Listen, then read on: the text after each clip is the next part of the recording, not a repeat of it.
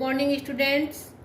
आज हम लोग कक्षा 8वीं की सुगम भारती हिंदी सामान्य पढ़ेंगे यहाँ पर, जिसका पहला लेसन है आप लोगों का, पहला पाठ है इसका, पाठ 1 हमारा देश महान बने। ठीक है, यानी आज मैं आप लोगों को यहाँ पर हिंदी पढ़ाऊंगी, जिसमें सुगम भारती की कक्षा 8वीं की हिंदी पढ़ाऊंगी, जिसमें मैं पहला पाठ पढ़ा रही हूँ, पाठ 1 मेरा देश महान बने। अब इस पाठ को पढ़ाने से पहले आप सभी लोगों को, चूंकि आप लोग 8वीं क्लास में हैं, तो एक पुनरावृत्ति आप लोगों को होना चाहिए। उस पुनरावृत्ति में आप लोगों को पूरी वर्णमाला होना चाहिए और वर्णमाला के साथ साथ पूरी मात्राओं का ज्ञान होना चाहिए। क्लियर? तो ये इन चीज़ों की प्रैक्टिस, क्योंकि अभी बहुत दिनों से स्कूल बंद है, तो आप लोग इस चीज़ की प्रैक्टिस पहले कर ले और उसके बाद हम लोग आज अपना जो पहला लेसन है, पहला पाठ है मेरा देश महान बने, उसके बारे में मैं आपको बताऊंगी कि इसमें जो कवि है वो क्या कह रहा है, इसमें जो हमारा जो कवि है वो क्या कह रहे हैं, उसके बारे में आपको यहाँ पर मैं बताऊंगी। तो सबसे पहले हम लोग यहाँ पर पाठ पढ़ेंगे, पाठ 1 मेरा देश महान बने। मेरा देश महान बने, यह जो कविता है, ये कविता को लिखने वाले जो कवि का नाम है वो है, कवि का नाम उदय शंकर भट्ट। क्या नाम है इनका? उदय शंकर भट्ट। इस कविता के माध्यम से जो कवि है हमारे दिल और दिमाग में राष्ट्रीयता की भावना को जागृत करना चाह रहा है। समझ में आई कि ये कविता आपको क्यों बताई गई है? इस कविता के माध्यम से जो कवि है, जो उदय शंकर भट्ट जी है, हमारे दिलों में राष्ट्र प्रेम की भावना को जागृत करना चाह रहे हैं। समझ में आई इतनी बात? अब इस कविता में क्या लिखा है उसको बताऊंगी, और उसके साथ साथ पहले मैं जोर से इसको रीड कर रही हूँ, पढ़ रही हूँ, ताकि आप लोग भी इसको पढ़ सके, सही उच्चारण कर सके, और उसके बाद मैं उसका मीनिंग बताऊंगी। क्लियर? तो सबसे पहले मैं इसको रीड करती हूँ। लिखा है, एक ध्येय हो, एक श्रेय हो, एक समान विधान बने, मेरा देश महान बने। फिर से पढ़ रही हूँ। एक ध्येय हो, एक श्रेय हो, एक समान विधान बने, मेरा देश महान बने। एक देश हो, एक वेश हो, प्राणवान हो, सदुद्देश्य हो, एक ध्यान हो, निज गुरुता का, एक हिमालय सी उठान हो। मरण एक हो, वरण एक हो, जीवन एक समान बने, मेरा देश महान बने। सिंहों से लड़ने वाले हो, अवसर पर अड़ने वाले हो, हंसते हंसते मौत मसल कर आसमान चढ़ने वाले हो। वज्र बने दुश्मन को, प्रियो को फूलों की मुस्कान बने, मेरा देश महान बने। उठे देश के लिए उठे हम, जिए देश के लिए जिए हम, गले देश के लिए गले हम, मरे देश के लिए मरे हम। तन में मन में यही ध्यान हो, भारत महिमावान बने, मेरा देश महान बने। अब आप लोगों को ये मैंने रीड करके बताया है, आप लोगों को भी इसको घर में एक बार पूरी अच्छी तरह से सही उच्चारण के साथ इसको रीड करना है, और इनकी मात्राओं पर जो आपके शब्द लिखे हैं, जो यहाँ पर लिखा है, उसको एक एक वाक्यों, एक एक अक्षरों को ध्यान से पढ़ना है बेटा। क्लियर? अब इस कविता के माध्यम से मैंने पहले ही बताई कि जो ये कवि है हमारे देश में राष्ट्रीयता की भावना को जागृत करना चाह रहे हैं, और वो क्या कह रहे हैं, क्या समझा रहे हैं, उसके बारे में आपको यहाँ पे मैं बताऊंगी। अब सबसे पहले यहाँ जो पहली लाइन में पढ़ रही हूँ, एक ध्येय हो, एक श्रेय हो, एक समान विधान बने, मेरा देश महान बने। ध्येय का मतलब, यहाँ पर एक नया शब्द आया है, ध्येय। ध्येय का मतलब होता है बेटा उद्देश्य या लक्ष्य। जैसे सभी बच्चों के जीवन का कोई ना कोई उद्देश्य होना चाहिए। जैसे अभी आप लोग विद्यार्थी, तो आपका उद्देश्य होना चाहिए कि हम लोग अच्छी तरह से पढ़ें और अच्छे तरह से अपना रिजल्ट लेकर के आए। क्लियर? एक श्रेय हो, श्रेय का मतलब होता है बेटा कल्याण। श्रेय का मतलब क्या होता है? कल्याण। उसके बाद है विधान। विधान का मतलब होता है बेटा कानून। विधान का मतलब क्या होता है? कानून। अब पहली लाइन का पहले आप लोगों को इसके, क्योंकि आपको इसका भावार्थ, प्रसंग, संदर्भ और अर्थ लिखना है, इसीलिए मैं इसको पूरा पहले एक लाइन बताना है। यहाँ से लेकर के एक ध्येय से एक महान बने, मेरा देश महान बने तक का पहला लाइन है। एक ध्येय हो, एक श्रेय हो, एक समान विधान बने, मेरा देश महान बने। अब इसमें मैंने आपको बताया है, संदर्भ मैंने इसका लिखा है, प्रस्तुत पंक्तियां, संदर्भ, संदर्भ का मतलब कि आपको ये कौन से, ये जो पंक्तियां हैं कौन से लेसन, संदर्भ का मतलब होता है कि ये जो पंक्तियां हैं कि एक ध्येय हो, एक श्रेय हो, एक समान विधान बने, मेरा देश महान बने। अगर आप लोगों को पूछा जाता है तो आपको सबसे पहले ये बताना पड़ेगा कि इसका संदर्भ बताना पड़ेगा कि प्रस्तुत पंक्तियां हमारी पाठ्य पुस्तक सुगम भारती कक्षा 8वीं के पाठ 1 मेरा देश महान बने से ली गई है। समझ में आया क्या लिखा है मैंने? प्रस्तुत पंक्तियां हमारी पाठ्य पुस्तक सुगम भारती कक्षा 8वीं के पाठ 1 मेरा देश महान बने से ली गई है। समझ में आया इतनी बात? और उसके बाद उसके रचयिता का नाम लिखना पड़ेगा। इसके रचयिता कौन है? इसके रचयिता श्री उदय शंकर भट्ट है। इसके रचयिता कौन है? श्री उदय शंकर भट्ट है। कौन है इसके रचयिता? श्री उदय शंकर भट्ट है। अब इसका प्रसंग बताना पड़ेगा कि कवि इसमें हमें क्या बताना चाह रहा है, उसके बारे में बताना पड़ेगा। प्रस्तुत पंक्तियों में कवि ने अपने देश को महान बनने के भाव को व्यक्त किया है। इस पंक्ति में कवि ने क्या किया है बेटा?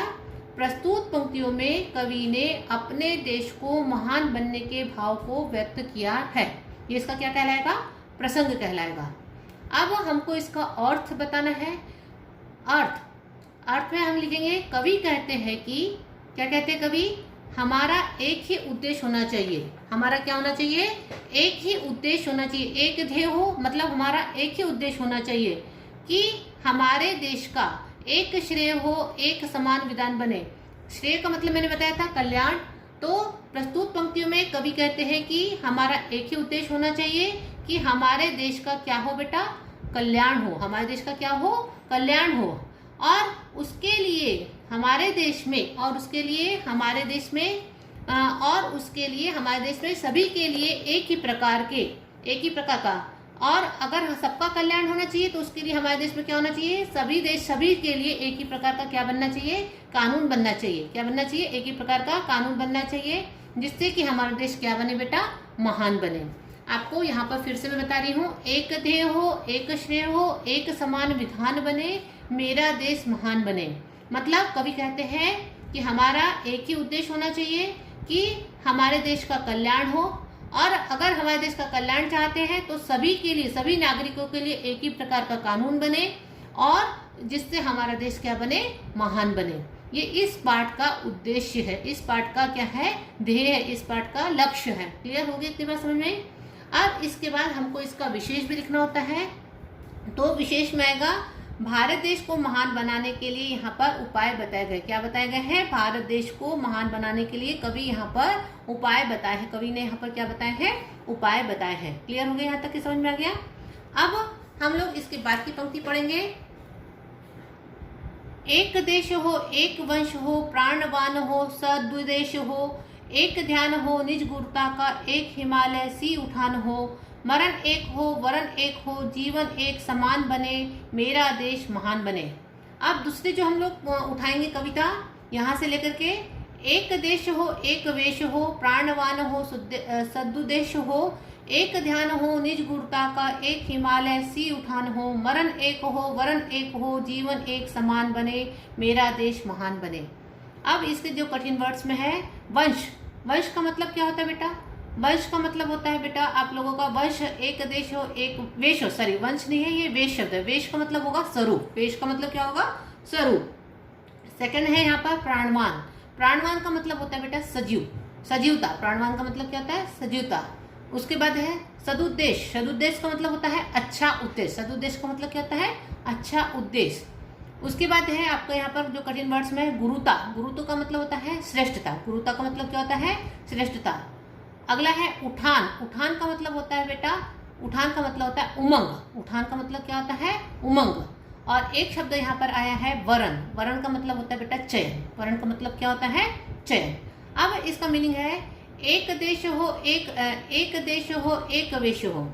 अब इसका प्रसंग पहले हम लोग बताएंगे कि प्रस्तुत पंक्तियों में कवि ने अपने देश को महान बनाने के लिए क्या क्या करना चाहिए इसके बारे में बताया है। क्या प्रसंग होगा इसका? संदर्भ तो वही होगा कि प्रस्तुत पंक्तियां हमारी पाठ्य पुस्तक सुगम भारती कक्षा 8वीं के पाठ 1 मेरा देश महान बने से ली गई है। इसके रचयिता श्री उदय शंकर भट्ट जी है। क्लियर? उसके बाद हम इसका प्रसंग लिखेंगे। प्रसंग में लिखेंगे प्रस्तुत पंक्तियों में कवि ने अपने देश को महान बनाने के लिए क्या क्या करना चाहिए उसके बारे में बताया है। यहाँ तक सबको समझ में आया।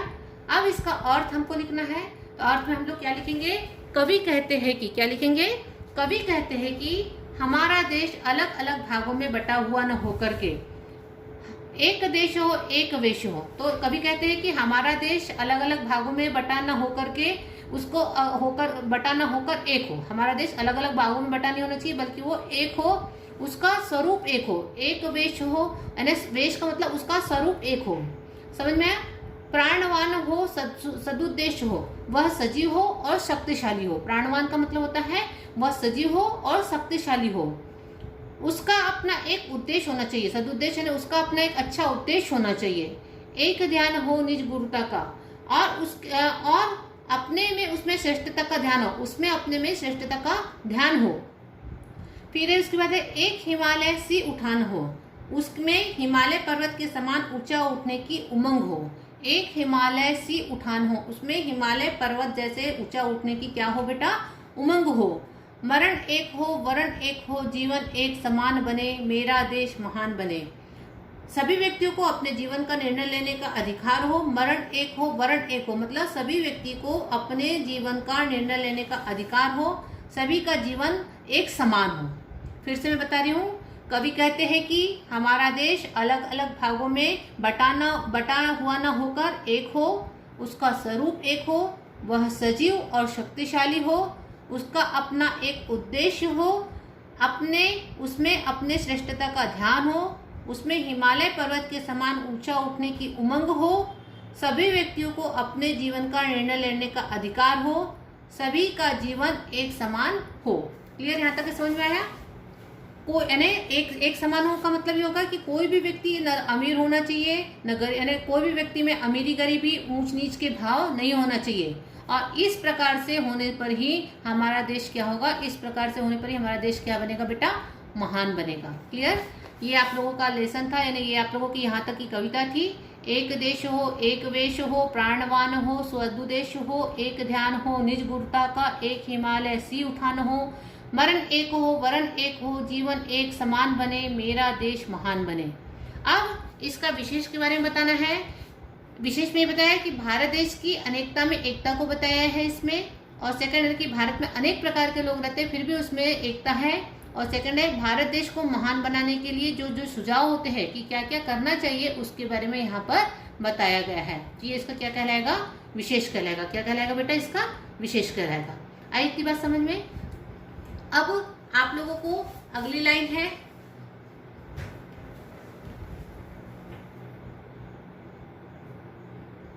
अगली लाइन है इसकी, सिंहों से लड़ने वाले हो, अवसर पर अड़ने वाले हो, हंसते हंसते मौत मसल कर आसमान चढ़ने वाले हो, वज्र बने दुश्मन को, प्रिय को फूलों की मुस्कान बने, मेरा देश महान बने। क्या लिखा है, सिंहों से लड़ने वाले हो, अवसर का मतलब होता है मौका, हंसते हंसते मौत मसल कर आसमान चढ़ने वाले हो, वज्र मतलब होता है कठोर, वज्र बने दुश्मन को, प्रियो को फूलों की मुस्कान बने, मेरा देश महान बने। अब सिंहों से लड़ने वाले हो का मतलब ये नहीं कि सिंहों से हमको लड़ना है, मतलब इसमें अब इसका प्रसंग लिखेंगे तो इसमें लिखेंगे प्रस्तुत पंक्तियों में कवि ने देशवासियों की अद्भुत वीरता का परिचय दिया है कि हमारे देशवासी किस प्रकार से हमारी वीरता को प्रदर्शित करते हैं उसके बारे में बताया है। कवि कहते हैं कि हमारे देशवासियों में अपने देश के लिए अपार शक्ति हो, जैसे सिंहों में होती है। मतलब हमको सिंहों के समान लड़ना है, सिंहों के समान लड़ना है मतलब कि हम में भी उतनी शक्ति है और पूरी शक्ति लगा देना है अपने देश के लिए। कवि कहते हैं कि हमारे देशवासियों में भी अपने देश के लिए अपार शक्ति हो, जैसे सिंहों में होती है। मौका आने पर वह हंसते हंसते अपने प्राणों की आहुति दे देता है और आगे बढ़ते हैं। कहने का तात्पर्य यह है कि वह किसी भी परिस्थिति में पीछे न हटे, मतलब कि जब भी अगर मौका मिले तो वो किसी भी परिस्थिति में पीछे न हटे। वह अपने दुश्मनों का सामना कठोरता से करे और अपने प्रियजनों के लिए फूलों की तरह मुस्कुराते रहे। वो अपने प्रियजनों के लिए क्या करे, फूलों की तरह मुस्कुराते रहे। और इस प्रकार के अद्भुत वीरों से मेरा देश, और इस प्रकार के अद्भुत वीरों से मेरा देश महान बने। यही आपको पूछा है। सिंहों से लड़ने वाले हो, अवसर पर अड़ने वाले हो, हंसते हंसते मौत मसल कर आसमान चढ़ने वाले हो, वज्र बने दुश्मन को, प्रिय को फूलों की मुस्कान बने, मेरा देश महान बने। मतलब इसका अर्थ ये हुआ कि कवि कहते हैं कि हमारे देशवासियों में अपने देश के लिए अपार शक्ति हो, जैसे सिंहों में होती है। मौका आने पर वो हंसते हंसते अपने प्राणों की आहुति दे और आगे बढ़े। कहने का तात्पर्य यह है कि वह किसी भी परिस्थिति में पीछे न हटे, वह अपने दुश्मनों का सामना कठोरता से करे और अपने प्रियजनों के लिए फूलों की तरह मुस्कुराते रहे। और इस प्रकार के अद्भुत वीरों से यह मेरा देश महान बने। समझ में आया इतना?